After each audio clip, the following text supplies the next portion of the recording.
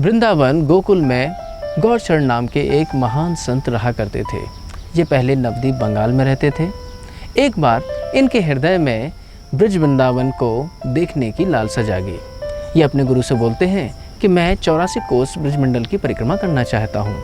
इनके गुरुदेव ने कहा, तुम वहाँ जा तो रहे हो, लेकिन आओगे कैसे? जब वो तुम्हें आने देगा तभी आप आओगे ना, क्योंकि वहाँ जो भी जाता है कृष्ण बलराम राधे कृष्ण के आकर्षण से वहीं बंद के रह जाता है, फिर कोई भी आ नहीं पाता है। इन्होंने कहा, नहीं नहीं गुरुदेव, मैं आ जाऊँगा। ये ब्रज में आते हैं। ब्रज में इन्होंने 84 कोस की परिक्रमा की। परिक्रमा करते करते ये गोकुल महावन होते हुए दाऊ जी के यहाँ पर पहुँचते हैं। जैसे ही दाऊ जी के स्थान पर पहुँचे, रात्रि हो गई। शंकर शंकुंड के निकट ही सो रहे थे।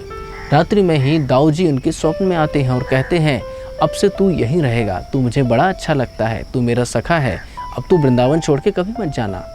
ये सुबह उठते हैं।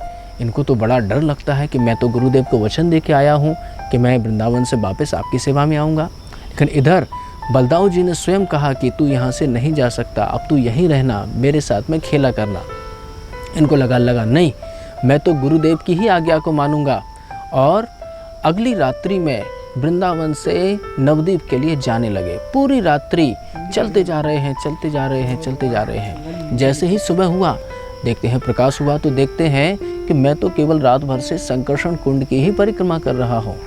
ये समझ गए कि अब बलराम जी जो दाऊ जी हैं मुझे जाने नहीं देना चाहते हैं। तब से ये वृंदावन में ही रह गए। इनके गुरु का भी इनको स्वप्नादेश हुआ। गुरुजी स्वप्न में कहते हैं कि अब तुम वृंदावन में ही रहो। बलराम जी ने मुझसे भी कहा है कि तुम उनको बड़े अच्छे लगते हो, तुम सख्य भाव से कृष्ण बलराम की सेवा करते हुए, उनका आराधना करते हुए, स्मरण करते हुए वृंदावन में ही रहकर सेवा किया करो। इस प्रकार के दिव्य महान संत थे गौरचरण दास जी बाबा जी महाराज, जो महावन में बड़ी सिद्ध अवस्था में रहे। गौरचरण दास जी बलदाऊ जी की आज्ञा से एक गुफा में रहकर भजन करने लगे। वो नित्य प्रति कृष्ण बलराम का नाम जपते।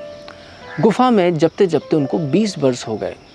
20 वर्ष तक नाम जपने के कारण उनकी ऐसी अवस्था हो गई थी कि सोने की अवस्था में भी उनके मुख से कृष्ण बलराम का नाम निकलता रहता था।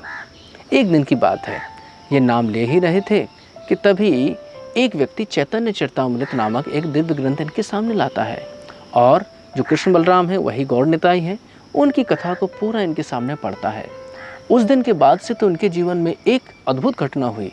अब से ये रामकृष्ण का नाम नहीं जप रहे थे, अब ये जप रहे थे गौर निताई, गौर निताई।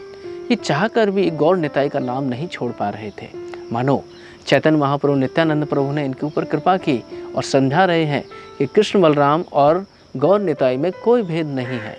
तब से तो इनको चैतन्य महाप्रभु की लीला, नित्यानंद प्रभु की लीला में आविष्ट हो गया, और ये हमेशा उनकी लीला में ही आविष्ट रहते थे।